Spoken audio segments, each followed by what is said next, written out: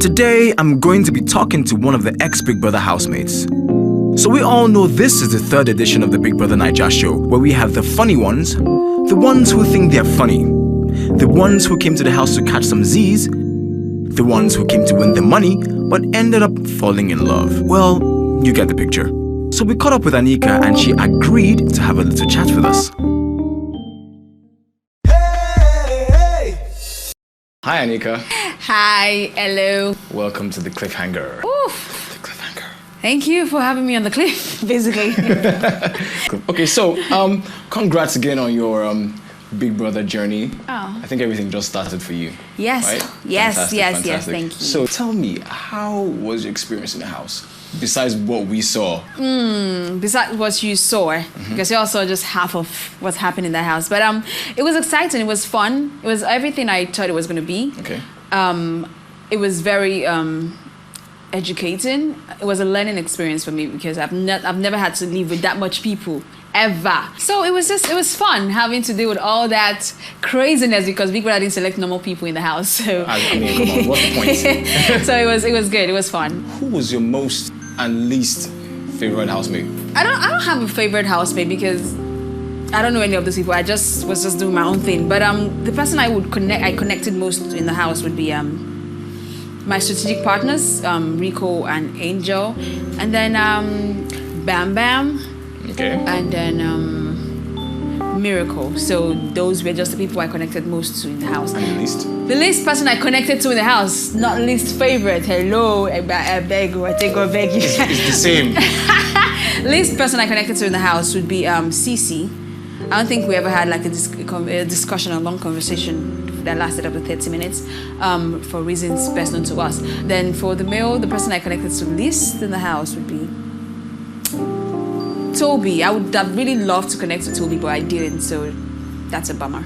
But that doesn't mean he's my least favorite. I just didn't talk to them like that. Okay, okay. In your context, I get where you're coming from. All right, good. Okay. A lot of people said during the show you were too laid back. You know, you were subdued, and then when you came out, boom, you were colorful. What happened? Why were you subdued in the house? Is it because of a change of environment? Wasn't your comfort zone? Like I always say, when it comes to Big Brother, it's a reality show and then it's a game. Okay. So in that situation, you I listened attentively and then made my notes.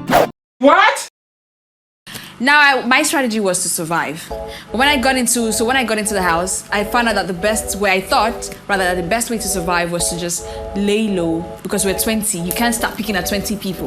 So lay low, let them rip each other out, and then when they're remaining maybe the top, then you can now come out. And then I had a partner too who was also buying that in that school of thought, because Rico is the lowest of the layest. He laid the lowest. So we're strategic partners, and I realized that strategic partners means that whatever happens to you happens to your partner. So I couldn't go just doing my own thing in the house. I had to consider my partner for strikes, disqualification, and nomination as well, because the housemates are not going to say, oh, because I like you, let's not nominate your partner. I would not nominate your partner. They were going to nominate whoever they want to see gone. So I was laying low, and also I'm not the kind of person that just meets a new environment and I go crazy at that minute. I take my time to study the environment, study how I want to flow.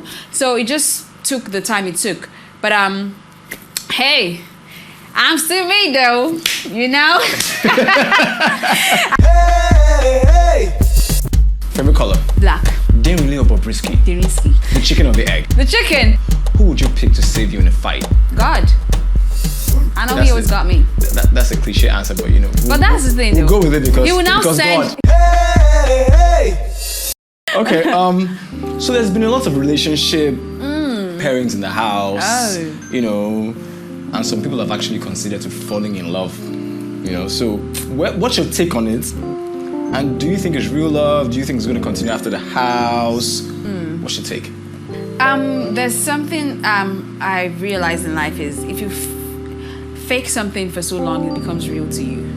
Now, I'm not saying they are faking, but when we got into the house, realistically, you will not just fall in love in one day. Of course. So some people were going through the romance strategy, or let's be power couple, let's let them love us together, and they went with it. And at the cost of it, you find out that when you start developing real emotions for that person and you start getting attached to that person, which happened to some of the couples in the house. But I just didn't choose the romance way. Maybe that's why I'm even out here. But we call it you know how people like people like love. Yeah, people do like love, but I'm not gonna act out of character. I can't fall in love in a week. Okay, I can't shout Drake and all, but I just realistically in the house cannot fall in love with someone I've never known in a week. That wouldn't happen. That wouldn't be natural for me. Yeah. So I was just gonna play the whole play cool, BGs and everything, but it didn't work. It's okay. But romance, as far as romance go, it's working for some people. Hello. Yeah, I mean, a lot of shipping going on in that house. So I don't think it's fake.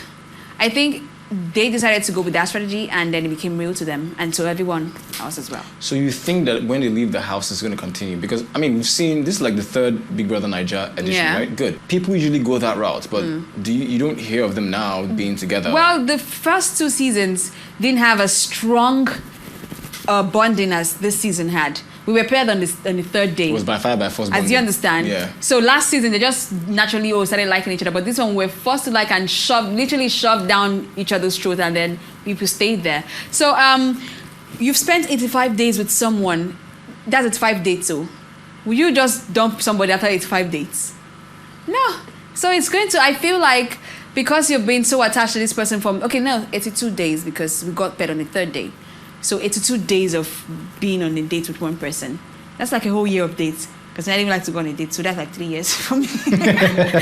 But so you're gonna just definitely get attached. When you come out here, except when the craziness of having to go network and go for jobs, then you now start distancing. But that would just naturally be the first your circle of friends or the people in your space. So I think it might not be the same way it was in the house. Might not be. There's a lot more variables now. Yeah, a lot more variables. Not finer guys now.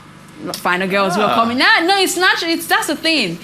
I mean, you a lot of finer, richer guys that will slide into your DM. Finer, hotter girls will slide. So it's just like all those variables. Yeah. Okay. Except the Big Brother love is strong like that. But I think it's gonna flourish outside, but maybe not in the capacity of which it was in the inside. So. Fantastic. Okay, good. So who do you think is gonna win this money? Like 5 million, man.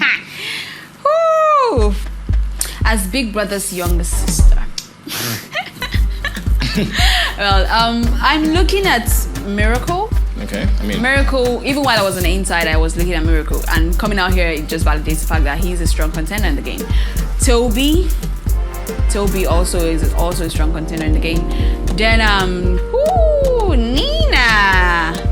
Yo, she's creeping her way up to that 45 million and we don't even know. So yeah, those 3 are the 3 top, to me, the 3 top contenders out here. Hey! So hang on, what do you think, because this might be a controversial question, what do you think about Cece as a person? Because people say stuff about her, but she has a huge fan base, right? Which is kind of ironic. People like always complain about her, saying she's this, she's that, she's this, she's that, but she has a very strong fan base. Yeah. So what do you think about that? Isn't it possible that she might win?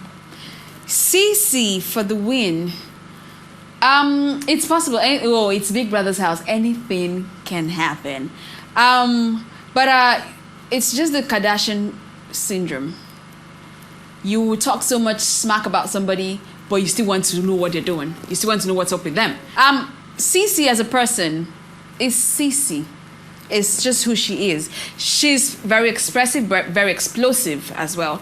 But then I feel like it's exaggerated on TV because, I mean, everybody has a boiling point in life. Even the meekest of persons have a boiling point. Yeah. But then you're stuck in the house with same people who are always ticking your boiling points every single day. You just don't have anywhere to run to than to attack it and face it head on, which is why she comes off crazy. But that's just it. To say if you bring a different set of housemates that maybe not taking a boiling point, she might be cool or quiet. But just the same set of people who are always, know the CC button to push are still in the house. So it's just goes stands to reason that she will explode, basically. Explode. Okay. But aside that, she's a cool person, has a huge heart. I hope people get to see it, that she does have a huge heart outside the explosion. Okay. Outside the explosion. Okay, so after you left the house, you were bombarded with a storm of, for lack of a better phrase, hate messages relating to acne and hygiene in the house. How did that make you feel? Well, I felt two type of feelings. First of all, I was sad. I was saddened by naturally, and then I was sorry for them. Okay. I was sorry that they're so self-righteous, basically, to their own detriment. Because because you're in a higher place in life, and this doesn't just apply to me because I'm having what I'm having, it just attests to their own character. When you're in a higher place in life and you feel like anyone else who is not on that level is beneath you, it's not a right philosophy to have of life. I had acne. I've been battling acne before I got into the house, and then going into that new environment. First of all, the water in there is not the best, so I just started reacting. Everybody started reacting to it. So mine just came off and it was acne, and the cameras are not very nice. Cameras are high def. The cameras are not forgiving. They see your soul. So they were just exposing me like that. But it's funny that people tie acne and other skin-related diseases to hygiene. Because actually, for someone who's suffering acne, washing your face every minute is the worst thing you can do. Is it? It's the worst thing, yes. Really? Yeah, it is. So they need to go Google that. But it's the worst thing you can do. Well, I mean, I had personal experience with acne when I was a teenager, and washing my face every hour helped. Okay, well, different strokes, right? Yeah, okay. The kind of acne I had. I'm still here to figure out the name. But the kind of acne I have. Ahneeka acne, persistent acne. It's Ahneeka acne. Super acne. It's not the one. And then you're in a place where the water is not good. So why are you always going to use the same water that's probably what you're reacting to wash your face? True. So there's a lot of elements that you have to consider in the house. But then people, because you don't have to always come and explain to people feel they can judge, which I just leave them to their ignorance a little bit, because you're not going to help them out. Your words, your opinions are not going to help the acne go any faster. True. I'm battling it. So it is what it is. So I felt sad, of course, for the hate messages. People are not nice in this life.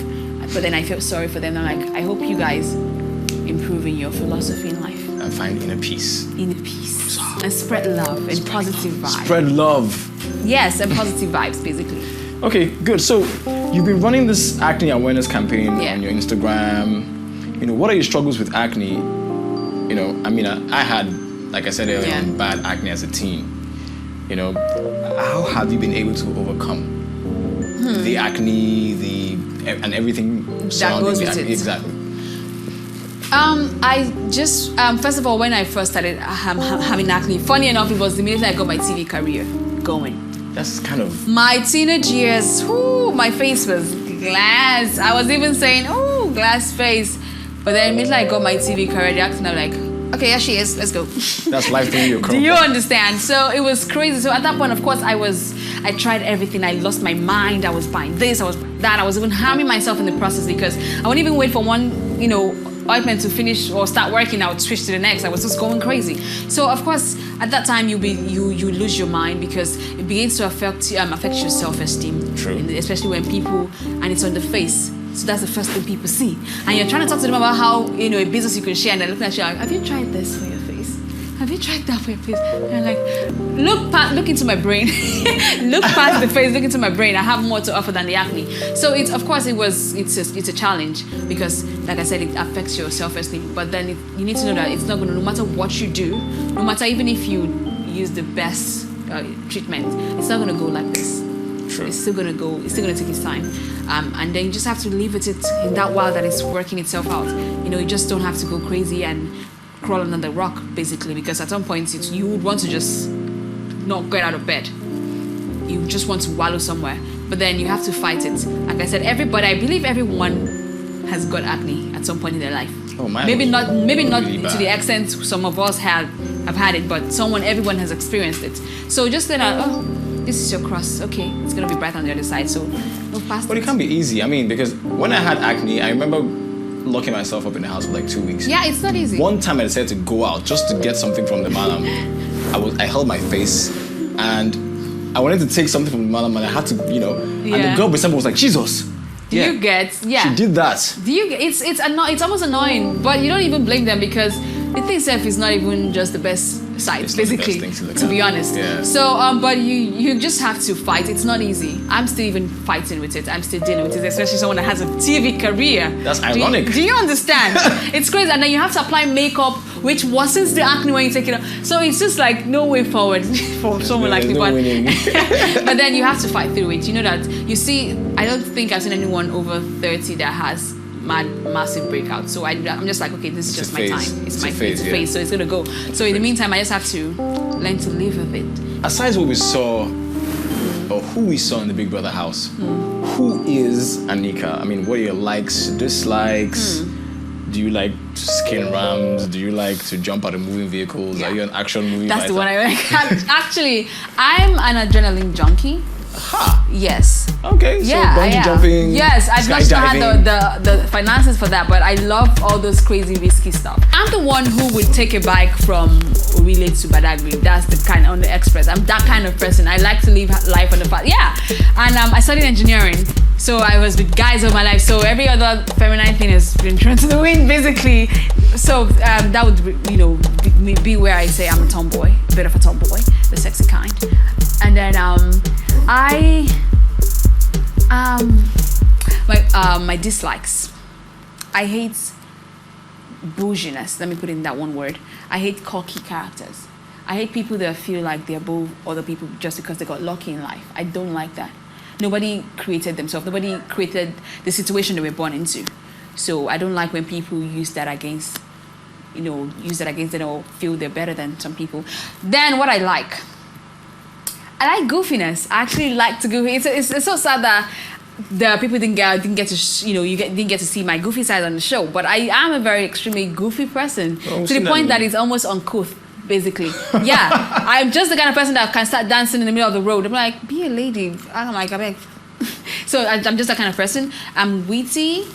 Sometimes sarcastic. I swear a lot. I'm sorry, you guys, but I do swear a lot. Yeah, we all do. We all do. It's not only me. What else? And I'm just an extremely open, jovial person. Nice. On some days. So thank you for coming on to the show, the Cliffhanger. you. One last question. Okay. Did you or did you not masturbate in the house? Well, I. Thanks for watching. Like what you see? Well, don't forget to like, share, and hit the subscribe button. Also, follow me on Facebook, Instagram, and Twitter. Come on, go on, you can do it. I dare you.